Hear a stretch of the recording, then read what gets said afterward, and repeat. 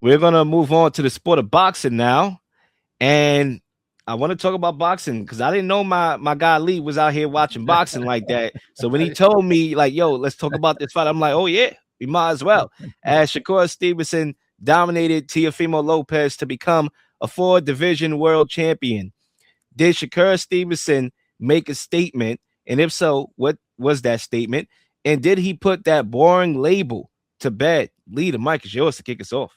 Yeah, Leel, I hate when people talk about boxing and they talk about fighters being boring. Look, the object is to hit and not be hit. That's what boxing is about, right? The knockouts and things of that nature. I know the casual fan looks at it and they want to see a big knockout, and I get that. But the art, the sweet science of boxing is hit and don't get hit. That's what it is. And guys like Floyd Mayweather and Shakur Stevenson, I love because his foot speed was impeccable. His defense was impeccable. And look, that was a shutout, man. That dude won 11 out of 12 rounds. I mean, he was just masterful with what he did. He connected on like 44% of the punches that he threw. I mean, Lopez was like 15%, man. And it was just an all-out ass whooping. That's what it was. And Shakur, look, pound for pound, you got to put him up there, Leel. Before Bud retired, because I think Bud is number one. I got to give it to Bud. I think he's number one. Usyk is probably, I'll give it to Bud, and then I'll go Usyk, the heavyweight. But Shakur Stevenson is in the top 4. There's no doubt about that. I love that. And the notion that he's born now, man, that man has defense, and he showed that his jab, Leel, is strong, man. His jab beat up Teofimo. I mean, he beat him up with a jab, man. And I'm telling you, the guy is the real deal. And I just love everything about him, man. And I look forward to what's next for him. I hate that, Tank has, started to get himself in so much trouble that you don't know where his career is going to go, because I was looking forward to that fight being made at some point. But no, I love everything about Stevenson, man. One of my favorite fighters out there, and I enjoyed the match on Saturday. I mean, look, the only statement that Shakur Stevenson made against Teofimo Lopez was a statement that he made before the fight even began. But I'm going to touch on that in my second lap. I want to preference by saying it was a good win for Shakur Stevenson. As I put my boxing expert hat on before I turn my fan hat on, right? Because there's a fan hat and there's an expert hat, right? So we're gonna start off with the expert. It was a complete domination. Lopez never found a way to close the distance, as Shakur controlled the center of the ring for the majority, if not the whole entire fight, with his jab, with his footwork. Yep. And when Teofimo tried to land any of his offense, it was easy reads for Stevenson to be able to return punches before Lopez was able to build any follow-up. I thought his corner and his trainer, his pops, gave him terrible advice with no in-ring adjustments. He was just like, hit him, bro, asking for more power. I mean, those in-ring adjustments, if you can even call it that, is not going to be the guy like Shakur Stevenson. It's not happening. Look, it was a clinical performance, right? And I just wanted to get that boxing expert stuff out the way, because I don't want to hear people saying, Leel, you don't know boxing, because I'm going to say Shakur Stevenson is not entertaining, because he's not. And look, it's just the reality. Not that, I care about people's opinion. Obviously, I know I watched boxing when I was born, and I'm very knowledgeable of the sport. But the reality is he's not entertaining. So did he put the boring label aside? I don't think he did, at least not for me, right? From a preference standpoint, he's a technician, and we get it. But he's a technician that's not entertaining. And did he put the runner label aside? Yeah, I think he put the runner label aside, because a lot of people unfairly, label him as a runner, a track star, because he fought De Los Santos with one hand, and he was definitely running that fight. But he said it was the injuries. He has brittle hands, so I could understand that. But yeah, I think he put the label of being a runner to the side. He stood in the pocket. He planted his feet, and he took away Teo's explosiveness, and he landed an exchange and punished Teo, right? So, in the last fight against Williams Zepeda, again, he planted his feet and he let his hands go, and he beat Zepeda at his game, you know. So and Zepeda's a guy that throw 100 punches per round. So he was going to force Shakur into a fight, and he did, and Shakur answered the bell. So clearly, this is not a knock with his skill set. Trust me, I know the sport of boxing. I know this guy's a technician. I know he's talented, and I know this guy's going to be hard to beat. But again, the question, did he label the boring narrative away? No, he didn't. And did he make a statement? I'll talk about the statement that he made before the fight. That was the actual statement that he made. But Lee, if you want to respond, by all means. Yeah, I don't know what you when you say he didn't. I don't know what you think is boring about the way he fight. I'm a purist. I like the fact that you can. First of all, his jab was just unstoppable. He was before Lopez was coming in. He was in lunging. He was just popping him with the jab, just beating him up. That's boxing, right? And then he loaded up on a couple power shots, but I love it. I mean, I love it. You look, you know, people talk about Floyd Mayweather as he got older and his defensive skills. First of all, he's the greatest defensive fighter of all time, Floyd Mayweather. And they say the same thing about Stevenson. Pernell Whitaker? I think so. Now, Sweet Pea was bad. Sweet Pea was a great defensive player, but Mayweather was very calm. Don't get hit at all, Leel. The one thing about Mayweather, and I seen it when he fought Sugar Shane, when Sugar Shane literally almost knocked him out. He was very calm after that. Like, he didn't panic. He just stood there and was very calm, like in the pocket, like as a defensive fighter in the pocket. His boxing mind is superior, Floyd's is. And I liken Shakur Stevenson to that. Man, that dude is cerebral in the ring. His spacing. He's the closest thing to Floyd right now. He keeps the proper as far as defensively. Yeah, he keeps the proper distance. You don't rush him, you don't speed him up, and he just does his thing, man. And I love it. I don't think it's boring. I think it's a sweet science of getting in there. Now, if you want to brawl and you want to see people throwing haymakers and knocking people up, no, you're not gonna get that.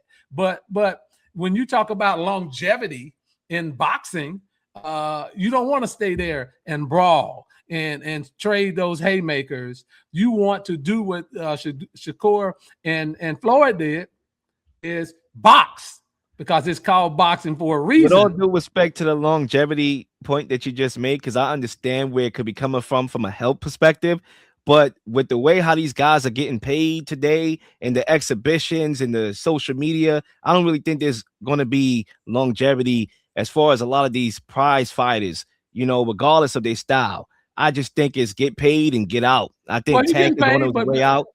I won't be surprised if Brian Garcia is on his way out after a couple more paydays. You know, Bud, I wouldn't say Bud retired early, but he retired before he got to 40.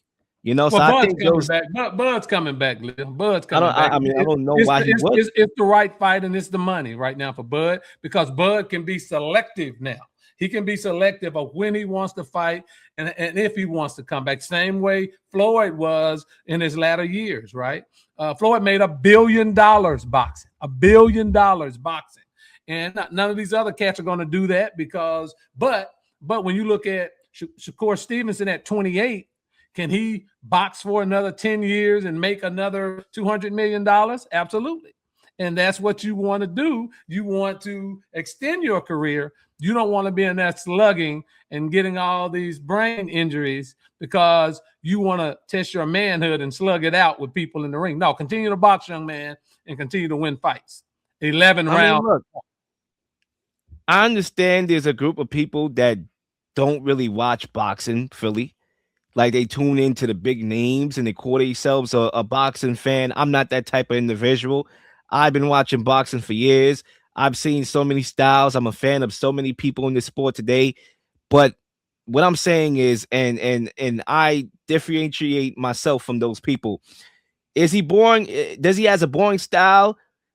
I think so. I mean, look, the last two fights weren't that bad. Still, I am a guy that I deserve a preference, right?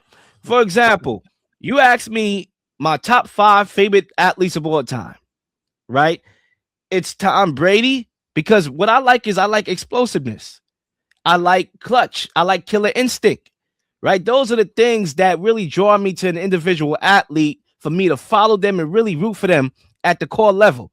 Tom Brady, he may not have the explosiveness, but he had the killer instinct. He was clutch, right? Kobe Bryant is in my top 5 favorite athletes of all time. We know he had the killer instinct. We know he was clutch. We know he had that dog. We knew he was explosive, right? Another of my favorite athletes is Terrence Crawford, who obviously is very involved with Shakur. They like best buddies, and obviously I'm pretty sure he got advice to beat T.O. from Bud Crawford just because of Bud Crawford's expertise and experience. But what he had that Shakur doesn't have is that killer instinct. Bud could box, right? Bud was a great boxer, but what he had to go along with that, he was a puncher too. He was a guy that could stop. Look what he did to Spence. If Canelo didn't have the granite chin that he has, he would have knocked out Canelo. This was a guy with that dog. Look how he got Sean Porter. Oh, I'm losing? Oh, nah, I'm not going to be losing no more. Got him out of there. Okay? So that's my preference. Yeah, sure. If y'all want to label me a guy that don't know boxing because I think Shakur is boring, by all means, okay? Let the narrative be the narrative. But for me, I just don't think Shakur has that dog. I think he's a skillful fighter. I think that pound for pound, he's on that list. I think he's the closest thing to Mayweather as far as defensively. I think Tank is the closest as far as popularity. But as far as that killer instinct, as far as that explosiveness, I don't really see that from Shakur. And that really is my preference when it comes to the athletes that I'm a fan of. No, and look, everybody has their own preference. I'm not knocking your preference, but when you win 119 to 109, Leo, think about the team that I don't like. For a prime example, in the NFL that I come at, the Steelers, right? Because they run the ball and we want to win the turnover margin and the time of possession. They're not explosive. I'm consistent with my preference. It doesn't mean that I don't know football. Winning is winning. I don't care how you win. Winning is winning. You are from New York. You saw the Giants win ugly all the time, but winning is winning. That's all it is. The Giants won ugly. They won a pretty team. They won ugly, right? And so winning is winning. 119 to 109, 11 rounds to 1. That's boxing. That's skill, if you ask me. This is my last point. I want to talk about the statement that I think Shakur made. Not I think he made. Literally, it's a statement that came out of his mouth before the bell even rang, because he came out and said that he studied Teofimo Lopez for years. So by him saying that this was a fight that he knew he would win, right? Clearly, prior to this fight, we saw Teofimo Lopez struggles. We all knew that he struggled against defensive-minded fighters. When he fought Sandor Martin, a lot of people thought he lost to Jermaine Ortiz, right? We saw him struggle against defensive-minded fighters closing that distance. So as a guy that clearly knows the sport of boxing, Shakur Stevenson was always going to be tailor-made for Teofimo. Okay, or basically, Teofimo was always going to be tailor-made for Shakur Stevenson. That's why he made the fight. Don't get me wrong. Fighters do this all the time, right? Devin Haney is known for being the ultimate opportunist. Like, he doesn't take a fight that he doesn't believe he could win, right? He saw food like a lion when Kambosos had the belts. He went and took it. He saw food when he moved up to 140 and saw Regis progress and knew that he was clearly a one-trick pony and a basic fighter. He took the opportunity. Shakur Stevenson did the same thing here. He saw Teofimo being exposed in the fights leading up to this fight.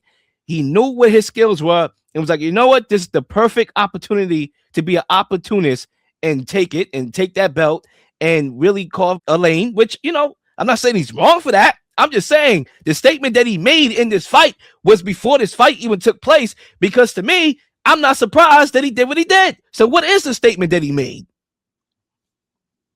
It's no difference, Leel, than Bud when he went up to fight Canelo. He knew that he could beat Canelo. Canelo was slow. He knew he could beat. It's no difference. He knew that he could beat Canelo. It panned out that way. He did the same thing that a young Mayweather did to Canelo. He knew it. There's no difference than what Stevenson did with Lopez. And the thing about Stevenson, who do you think can beat Stevenson at this point, Leel? I don't see anybody out there that can. I mean, Tank would be a good fight if Tank could get his act together. That would be a good fight because of Tank's power, but Yeah, Tank would have to hit him. And he would have again, to hit him. he He would would have have to to hit hit him. him. But And Tank again, was a good he's boxer. He's defensive. underrated. He's underrated as a boxer. And I don't believe Tank will knock out Stevenson, and I think Stevenson will win on points against Tank. I mean, we have yet to see Shakur Stevenson's chin tested. And I understand what the naysayer going to say. Well, that's because he's such great defensively. Absolutely. And granted, he's very good defensively. But eventually, something is going to land. It did with Mayweather. As great as Mayweather was, we saw him take a shot against Sugar Shane Mosley. Yeah, that was one shot. He took a shot. But and we saw him recover, never panic, never wavered, was calm, stood in the pocket, and outboxed Sugar Shane Mosley. And it also helped that Sugar Shane Mosley was out of his prime, clearly, when they fought, right? So he did run out of gas, right? That's neither here or there. We saw the adversity overcame. Say what you want about the dynamics, you know, whatever, with age and whatnot. We saw him overcome the adversity. We have yet to see Shakur Stevenson chin tested. And if it does, we'll see how he responds. But as of right now, clearly he's a cat out. He's a man right now. And Teofimo wasn't able to answer the challenge, and we'll see what happens with him and where he goes from here. Because to me, this was an embarrassing loss. Say what you want about the styles and how Shakur Stevenson saw the opportunity, how the boxing people were right. Clearly, he was an underdog, but you should not lose with your experience in this type of fashion in a prize fight. This was, yeah, sure, it may not be the biggest prize fight, but it was a big fight. Yeah. And the biggest fight of both of these guys' career, arguably, you could say Lomachenko was that too for Teofimo Lopez, right around the same level. But to lose a fight of this magnitude like that in a pure domination fashion, I don't know where Teofimo goes from here. And I think what he do need to do, and I hate to say it because I like his father. I think his father is a great personality. Like he's very entertaining. But with those advice that he got in that ring, hit him, bro. You know, like, nah. I think he should probably fire his father as a trainer. But that's neither here nor there. We'll see what happens. Sports, politics, conspiracy theories. We are here to give you our unique perspectives on things happening in the world. It's the one and only, The Real Leel on The Real Leel Show.